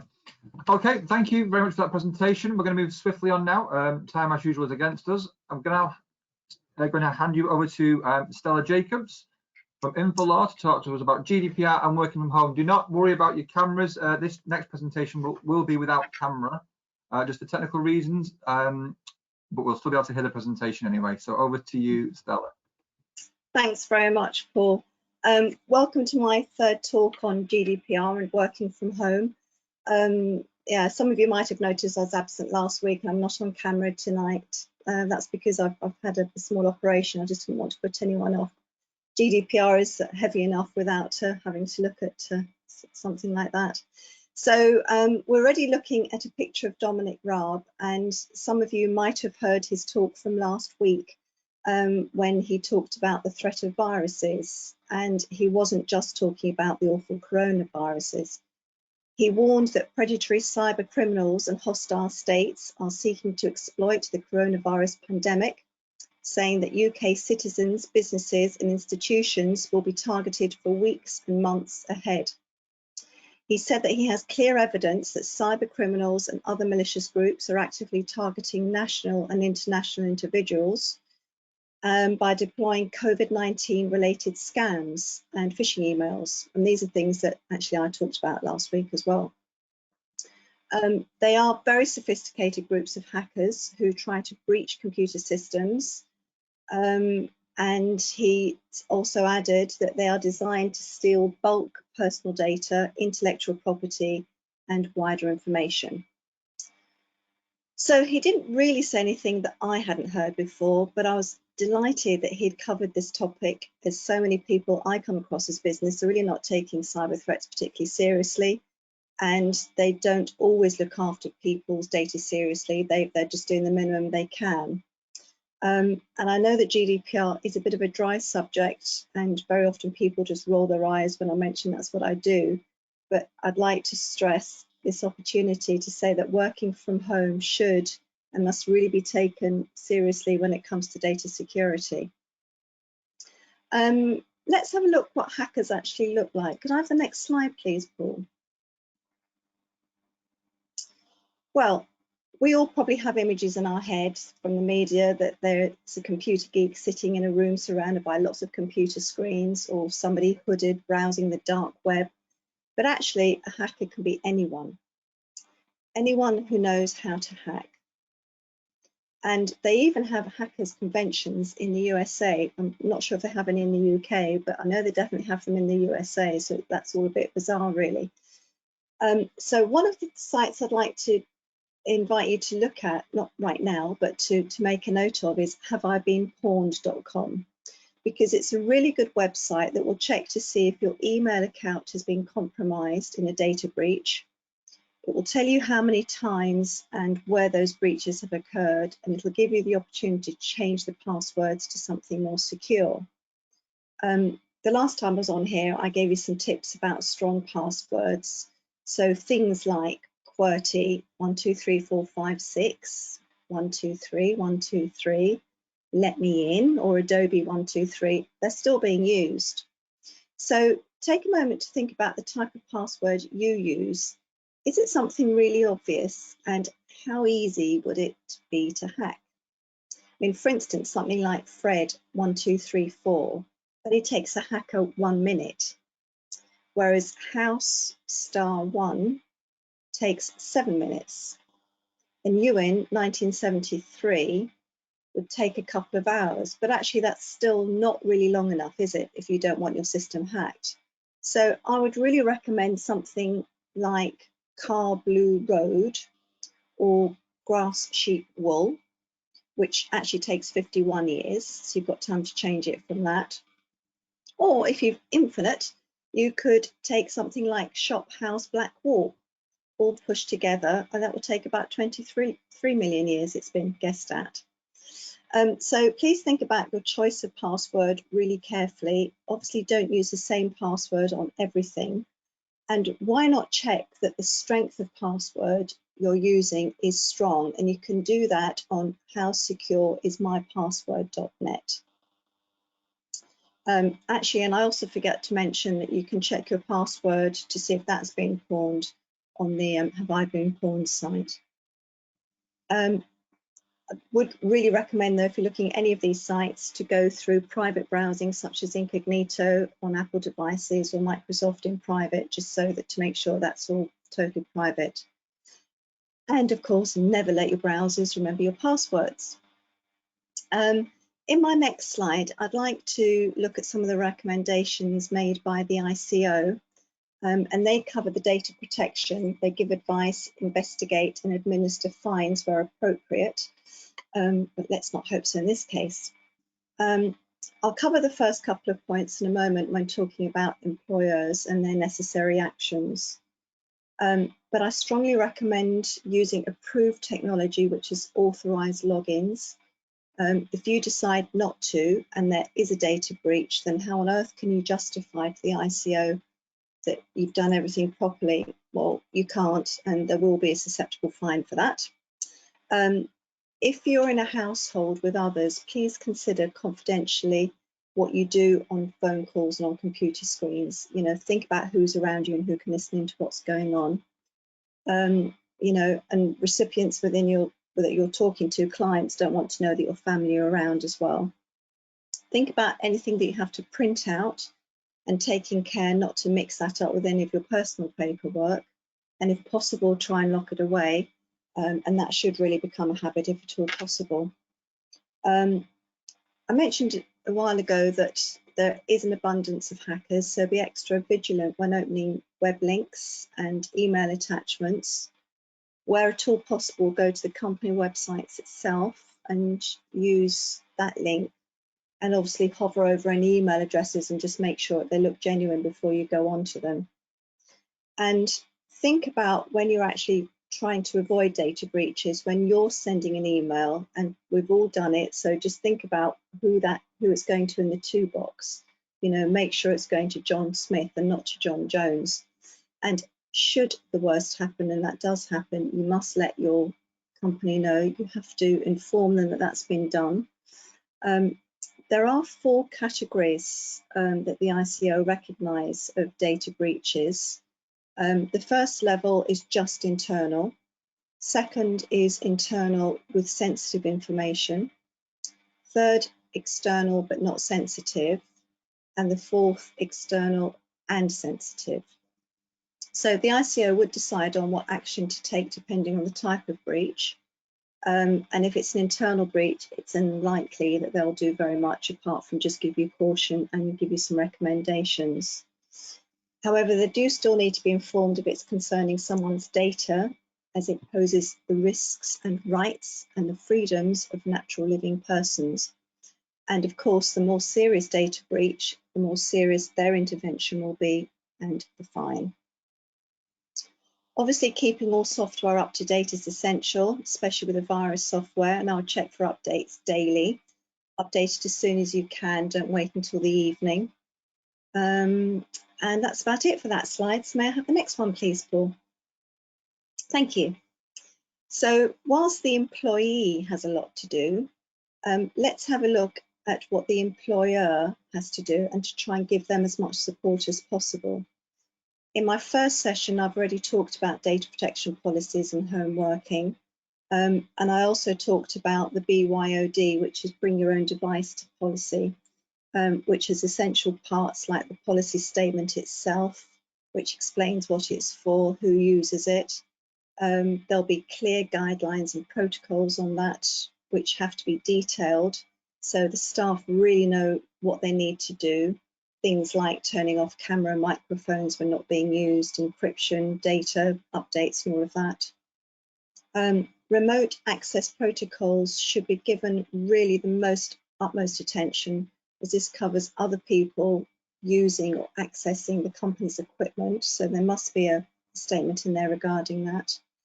And if you can, try and keep some logs somewhere. The IT department should be able to help you with this, so that you can see who's monitoring your systems and to see where they're being accessed from. This would be really helpful. Backup and storage obviously needs to really be reflected in this document too, so that people know where and how it is to be backed up. And obviously not using USBs or home servers or personal clouds. There has to be a clear process given to all employees with signed documentation that it's been read, understood, and more importantly, agreed and then signed. I'm thinking about possibly remote desktop and applications. Attackers often will try and access well-known privileged accounts, such as administrator accounts. And it has been reported that hackers are actually driving around trying to get into your routers and Wi-Fi. So try and change all these passwords as well. Have account lockouts in place, i.e. disabling accounts after a certain amount of failed logins. And maybe create generic usernames for some privileged accounts. That would also be quite useful. And as we're in this for the long haul, I think about some long-term strategies to consider for remote access, possibly giving your employees a VPN, which is a virtual private network to work from. There are some short-term fixes, but I think we really do need to look at the long-term on this. I'm not an IT specialist. I just work with cyber and GDPR, but I strongly recommend that you really do speak to your teams, your IT providers, who can support you a bit more on this. Think also about remote desktop and applications. don't allow any of your employees to have shortcut keys or help keys on their computers, and not to open any non-authorized applications or features, really. I just think, that's asking for trouble if they've got that. Anyone can share the computer and log on, and that would be disastrous. And one thing that every company needs to do is do the training and awareness. It's a mandatory part of GDPR. It's not enough just to provide a training course for information. It's the responsibility of the employer to make sure that each and every employee understands and complies with data protection. And you need to have that signed off that that's actually been done. So it really is on the onus of the employee to make sure they do this. Could I have the next slide, please, Paul? Thank you. So one of the policies I mentioned earlier is the BYOD, bring your own device to work. And there's one element that I think working from home, looks at whose hardware does the employee use. Having company issued devices is generally the most secure option, but it's also the most expensive. But as Steve talked about earlier, there are some financial options out there for you to get help with that if you can't do it on your own. Other things to consider are it's a huge advantage to have your own because the devices can be supported and remotely updated. There are mechanisms in place to prevent data from being stolen, and there's lots of data loss prevention technology out there which you can put on your own devices. You'll be able to ensure that remote access is authenticated, and you can configure anything yourself. So that's really the best option. The second option would be for the employee to have their own device, but with access to the company's software. This is more cost effective, but comes with some security risks. And again, you will be able to use multi-factor authentication for remote access. But the device's owner's data will be on there as well, and the two must be kept separate, which that's going to be quite difficult to do, and you can't prove that they're doing it. You should also be able to prove that they can't inadvertently go into the organisation's data without you giving them permission to do so on their computer. And obviously, how do you know that they've unpatched or patched rather any of the stuff that they're doing? You've got no way of knowing that. And then the last option, which is the most risky, is that they use their own device with their own software. And my feeling is that this should really be avoided at all costs, because the smallest amount of risk that can happen on that is just not ideal. Software could be out of date. You've got no idea if it is on or not. You've got no idea if the software itself on the computer is out of manufacturer's warranty. So there are a whole load of things to look at. And I think one of the really important things as well is to think about the insurance. Whose insurance is it if it goes wrong? Is it going to be yours? Is it going to be the employees? If they're using their own computer and it goes wrong, but they're working on your work, there's going to be a risk there. So I'd say that probably really isn't the most effective way of doing it. If you do opt for company issued devices, and you do feel that this is an expense you just can't afford at the moment, and as I just mentioned, please go to the Humber Business Growth Hub. They will support you. They'll be able to advise you, because there is some grant funding out there, and it's definitely worth exploring that, or I think it is anyway. So that just about covers everything for today. If I could just have my final slide, please, Paul. So these are things that I've covered previously. If you need any more support on those or anything that we've covered today, please ask in the Q&A at the end. I won't be here next week, but thank you very much for listening, and I hope that some of these GDPR tips have been useful for you. Thank you. That's great. Thank you very much, Stella, once again for some of the most practical elements of GDPR and data protection we need to be looking at. Completing our presentation for today, I'm handing out over to Alexander to talk to us about mental health in the workplace. Thank you, Rachel.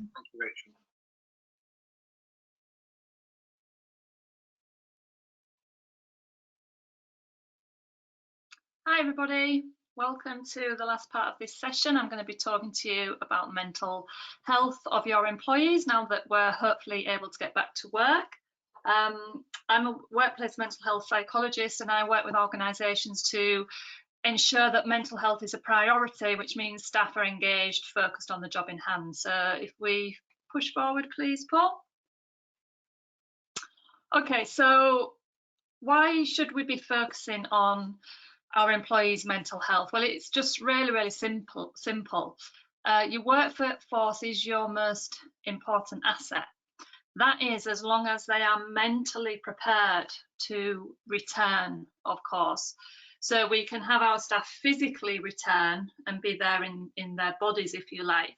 But if they are not in a space to be cognitively aware and emotionally confident to be able to focus on the task in hand, then we've got some challenges.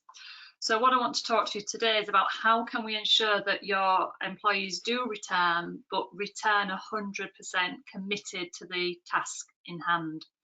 And so this is about looking after your internal customers first as a priority, and if we, as in your staff. Staff are your internal customers, and if we can, make sure that they're in a good place, then of course they're able to meet your external customers. So if we push ahead, please, Paul. So this is about helping your workforce to help you.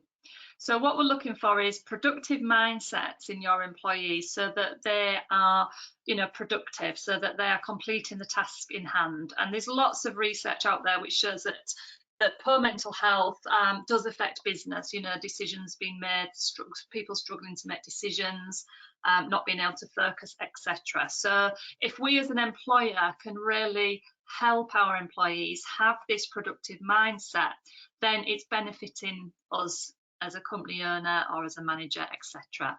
And of course, we do have a legal responsibility to help our staff with their mental health. So it's important that we can recognise some signs and symptoms of mental ill health, know how and when to intervene, and also know what additional support is available. I'll be covering that at the end. The best way to recognise signs and symptoms is to engage your staff in conversations about the mental health, and that's what I'm going to be talking to you for the next 15 minutes. How do you do that? How do you have this quite difficult conversation, some might say, but actually it's not difficult, and I'm going to show you why it's not difficult. Next slide, please, Paul. So Kelly's also already touched on some of the challenges that you may have in your staff returning to work, and given some really good insight in how to, prevent any problems occurring. What I want to do is really explain to you why some staff may be not happy about returning to work. And Kelly touched on it. She said the word fear, and this is exactly right. So what there's going to be a lot of is there's going to be a lot of uncertainty, and I know you as employers are uncertain, we all are, but it's about being able to reduce that uncertainty and be able to know what uncertainty your staff have. So as we can see there, the definition of uncertain is not known. An uncertain future, and as humans we don't like uncertainty. It triggers our fight or flight response. So as employers, if we can do all that we can to reduce any uncertainty, then we've got more of the likelihood of our staff returning with that mindset that we're looking for. Next slide, please, Paul. So uncertainty creates fear. Think about yourself, think about when you've got uncertainty around something. That's when we get anxious, that's when we get fearful, that's when we can't sleep, we start to worry, we start to obsess. So this is always because our brain is in a state of uncertainty. And what we can see is that uncertainty creates then fear. So what is fear? Well, fear is simply a perception. And some say that fear stands for false evidence appearing real. So if you think back to yourself and think back to something might have happened in the past, you try and predict all the worst case scenarios that are going to happen. And when we look at it, when we sort of like, remove that illusion and say, well, actually, what evidence have I got that all those worst case scenarios were going to happen? 9 times out of 10, there was no evidence that those scenarios were going to happen. So the reason why our mental health gets affected is because we are looking through fearful lens. We are looking through the situation through eyes of fear. But fear is simply a perception. It's how we can reframe the situation to remove that fear. And I liked the way that Kelly was giving the example of, sending photographs about the workspace, because what you're doing there is you're changing the perception for the staff. You're removing the fear, you're removing the uncertainty. So that's exactly what this is about. It's trying to work out what are your employees fearful about, either returning to work or being in the workplace, and what can you do as an employer in ensuring that we minimize that. So if we move ahead, please, Paul. So when we feel fear, we worry, we can get angry, then there's tension, pressure builds, we can feel overwhelmed. That can reduce anxiety, panic attacks, emotional responses, and resulting in insomnia. We can also look to more different coping mechanisms, such as alcohol, such as antidepressants, etc. And it's all rooted in fear. And if I say it once, I'll say it again. Fear is simply a perception. It's how we are reviewing, how we're looking at the situation. But the trouble is, if we are looking at a situation through the eyes of fear, then that has an impact on our behaviour. So if I read my 5-year-old scary bedtime stories before they went to sleep on a night, then they would experience all this fear, and so their behaviour would mean that they wouldn't get to sleep, and they would probably be crying. So if we go on to the next slide, we can see how our thinking creates our feelings, which creates our behaviour. So when we're looking at our employees' behaviour, if they're not behaving in a way that we deem is appropriate or correct for what you're wanting, then what we have to realise is that behaviour is originating in how they're feeling about the situation, and how they're feeling about the situation goes right back to how they're thinking about the situation. So if we start at the top of that diagram, we can see that fearful thoughts then make us feel the fear, and that those feelings of fear and anxiety make us behave in a way that may not be positive to what you need.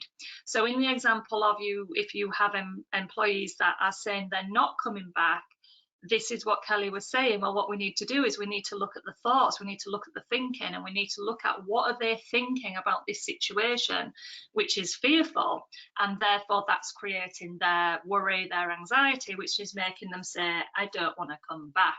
So if you as an employer can take the information from this slide and think, right, the behaviour is not what I'm really wanting, let me get to the thoughts and let me get to see what they are thinking about this situation as an employee. And I'm going to show you how to do that. So next slide, please, Paul.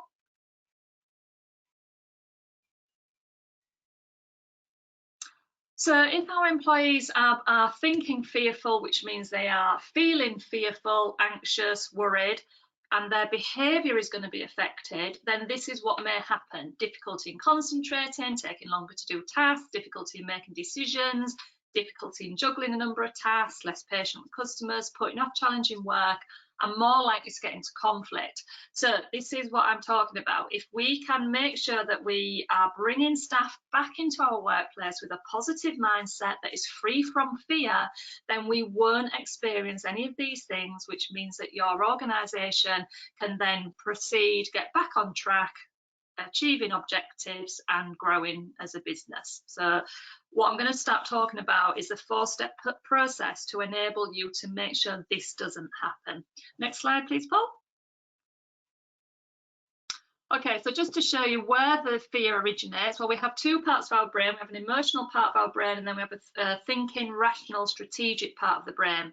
And what's happening right now to a lot of people is their emotional brain is absolutely getting triggered by, for example, things that they're seeing on the news, going on Facebook, hearing stories about people that have you know, passing through COVID, etc. So what happens is they're in that fearful state. They're fearful about coming back into the workplace. So what we need is coping strategies, as you can see from the diagram. We need coping strategies to calm that fear thinking down, calm that fearful emotional brain down, and help them get to the more confident part of the brain where they can focus on the work. And the strategy that we're going to employ with our employees is we're going to have a mental health conversation before they start to come back into the workplace. So next slide, please, Paul. So fear causes stress. So what's going to happen is if you're asking your employees to come back into the workplace, they're going to have a perceived ability that they may not be able to handle coming back into the workplace. So all stress is the demands that are being asked of somebody compared to their ability of how they can handle the demands. So if an employee doesn't feel that they can handle the demand of you asking them to come back to a workplace, then they'll start to get stressed, and then the behaviour starts to go into that list that we saw. So what we need is a workforce who has the courage and the confidence and the ability to embrace this new normal. And that's what we're talking about with resilience. So employees with stress and fear means they are unable to concentrate on the task in hand, and so therefore they're a risk to your organisation. So the more you can stop them being fearful, the less they are a risk to your organisation. Next slide, please, Paul. So what responsibilities do you have in this arena? So discussing mental health is absolutely key at the moment. It's key, you know, any time as an employer, but it's even more important now. Helping them to manage workload, offering support, being flexible. Is there any adjustments that need to be made? Looking at signposting if they need any extra support, following up with any conversations that you've had, and being comfortable with their emotions and your emotions. So that's quite a quick look at your responsibility. I will be going into this in more detail in a webinar on 3rd of June, but this is giving you a brief understanding of what your responsibilities are, but I'm going to talk about these in the next slide. So next slide, please, Paul.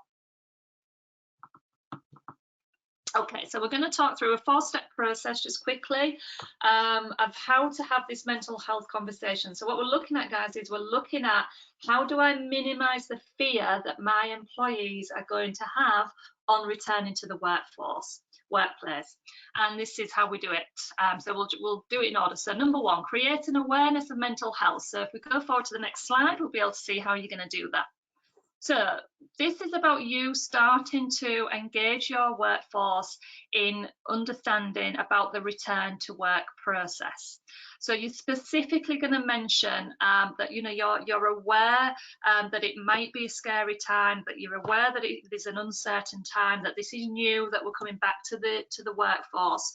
So it's looking at how can you get their feedback, how can you get their perceptions. Remember, perception, they might have a different perception to how you might see it. So I'm pretty fearless, so I sort of tend to see everything quite positive.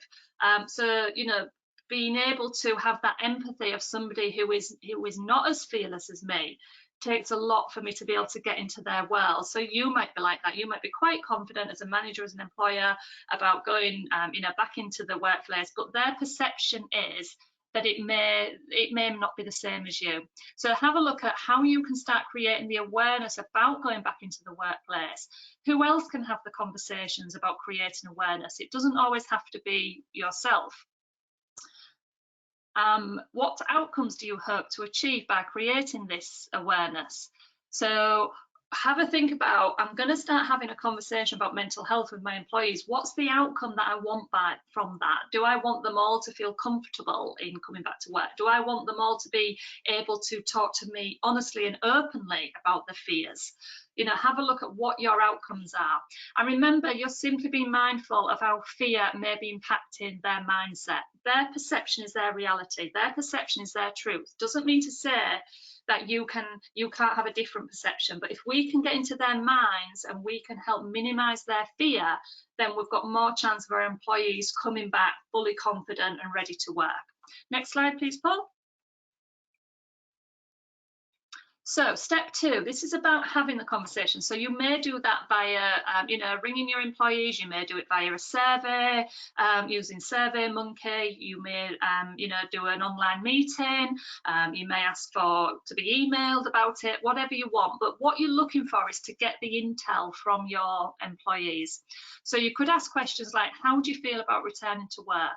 What are your top 3 specific fears about returning to work?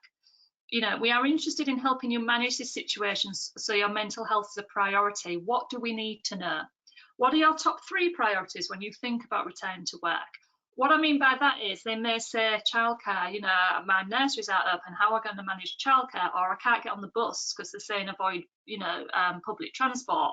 So you're looking at what is going on in their world, what is happening in their world that I need to know of so that I can support them.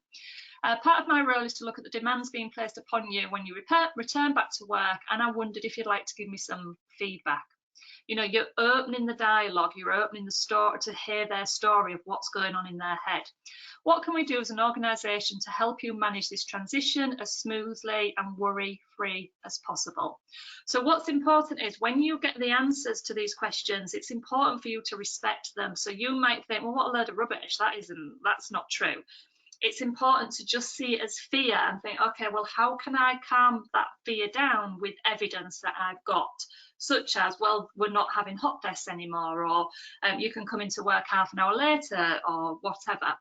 So really take on board what they're saying as real for them, no matter whether you agree with it or not, it's real for them, and it's about reaching that compromise of how can you calm those fears down. Next slide, please, Paul. Okay, so next step is to look at action. So if you've managed to get them to open up and tell you what the fears are, fantastic. So then it's about, okay, together, what action can we take to make sure that your mental health is safeguarded? So some more great questions. What do we need to do as an organisation to help you manage this situation? And that's where the adjustments come in, the flexible working, maybe part-time work, part working from home, part working from the office, maybe, transitioning that process, just about being flexible. It's also about asking the employee, well, what do you need to do to manage this situation? So asking them what they're going to do to make the situation, manageable. How will we know if you are starting to struggle? So you're asking them for their feedback. Tell me, how will I know as a manager if you're starting to struggle mentally or emotionally? What are the warning signs I need to look out for? What 3 actions can each of us take to manage this situation better? So I'm hoping that what you're getting from this, guys, is sort of like that it's a real sort of like, co-responsibility here, that they've got responsibilities and you've got responsibilities to make this situation work well for you both. Next slide, please, Paul. Very important, as with anything, if you're doing a performance review or anything, when should we review this? So together, diarising the date. Asking them, is there anything else that you'd like to share with me which you feel is important, and how happy are you with the outcome of this conversation? And remember to keep a record of this, in their personnel file or whatever, to show that you have been open and supportive. And one of my favourite quotes from Maya Angelou is, people will forget what you said, people will forget what you did, but people will never forget how you made them feel. So remember, what you're doing here is you're making them feel confident in their abilities, that they can handle coming back to work and being back at work. Next slide, please, Paul. Okay, last slide then. Looking at sources of support. It's not for you to fix employees with their mental health. It's for you to look at what you can do in a work-based scenario to reduce any problems. But you can always refer to, local GP, a private therapist. You could pay somebody to have private coaching with the individual. Lots of resources out there, Mind, NHS, CIPD, ACAS, Health and Safety Executive. Lots, as an employer, lots of resources for you to know what you can do as sources of support. Next slide, please, Paul. Yeah, just to summarise then, so focus on mental health is even more important right now. Have the confidence to have the mental health conversation, and remember, as an employer, you may need to prioritise your mental health too, and one-to-one sessions are available through the Humber Business Growth Hub with myself to help you prioritise your mental health as well. Thanks, Paul. That's great. Thank you, Rachel. Thank you for all the presentations this last week or so, or this last few weeks. As a business owner myself, I found them all very useful, and it makes me remember not to take mental health for granted, which I think a lot of us probably do. We talk about engaging staff, managing staff to get the most out of them, to hit their KPIs, their targets, to get the business running, and it's very easy to forget their mental health and making sure we're looking after that and our own. So thank you. I've learned a lot, in particularly the last few weeks, as I'm sure our audiences have. So thank you. And if you are interested in the next follow-up session, which I would highly recommend to people, I've seen everyone that Rachel's delivered so far, and we've had incredibly good feedback from them. The next session is on the 3rd of June at 10 o'clock in the morning. You can book onto that through the Grow My SME website on the events page to find out how to get and secure your booking on that. Please do have a look at that if you want to know more based on what Rachel said today. We've had one question come through. Sorry, I've muted everybody just because we've got a bit of feedback coming through. I'm just going to invite Peter and Mike just to jump back on for this next question, if that's okay. We've got a question about self-employment. I think you know the answer to this between you. Can you still get a grant from the government if you can't provide earnings for the last 3 years? Is that in relationship to the self-employed grant, or just? Yeah, the sole trader profit grant, self-employment grant, yeah. So the question reads, I have a question regarding self-employment and sole trader profit grants. Can you still get a grant if you can't provide earnings for the last 3 years? Basically, yeah, yes, you can, providing that you've submitted your tax return for the 2019 tax return. So that's the tax return which you should have done in January. As long as you've submitted that, you will be eligible for the self-employed scheme. If you haven't submitted that one, then unfortunately, no, you wouldn't be eligible for it. So that's the one that you should have done in January. Okay. Is there anything available in terms of support for that demographic of self-employed person? I think it really comes down to a lot of the other loan schemes. So really, we're looking at loans for the people who haven't been self-employed for that long. So things like the bounce back loans and the business loan interruption scheme. Realistically, I think you're looking at bounce back loans for those, because it's the smaller end of the loan support scheme, and it's the easier one for applications. So that's the one that Mike talked about, the up to £50,000 one. Okay. Anything to add on to that, Mike? Or is that pretty much covered? Oh, he's on Mike.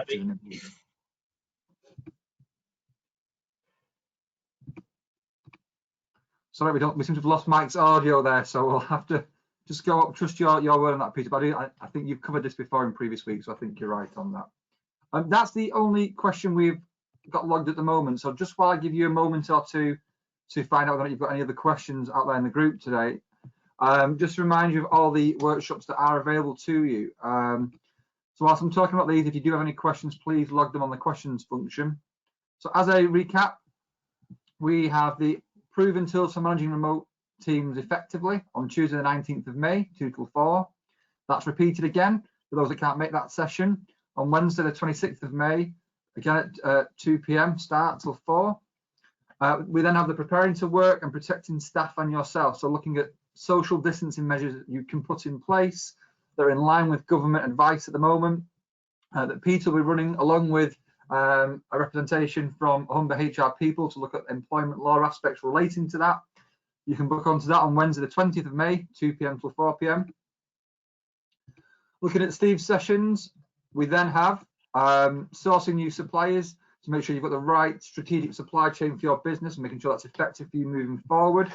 That's running on the 27th of May, 10 till 12.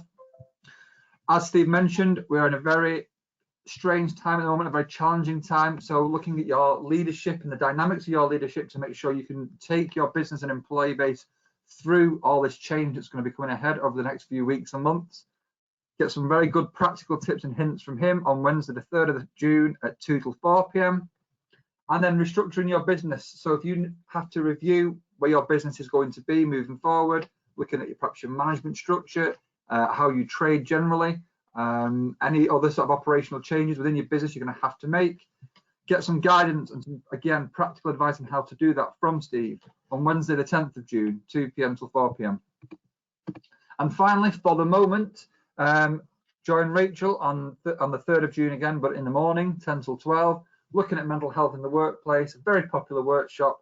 I would get yourself booked on that. If you want, I would try and get some of your employees booked on that. I think it's great for everybody to make sure you're looking at the health and well-being of all your staff and yourself.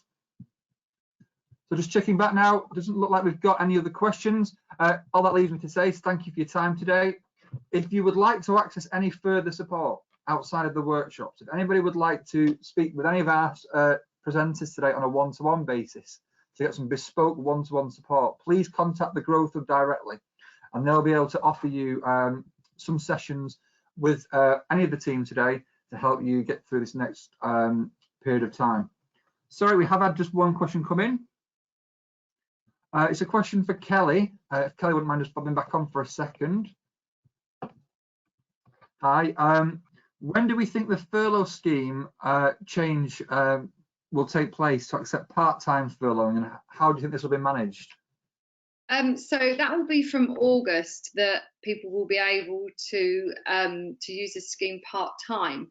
There isn't really any detail at the moment as to how that will be managed. So keep an eye out on obviously all the news updates and HMRC website, because that's where you will find the information going forward. But at the moment, it's literally just, you know, it will be used flexibly from August, and that's as much as we know. Great, thank you, Kelly.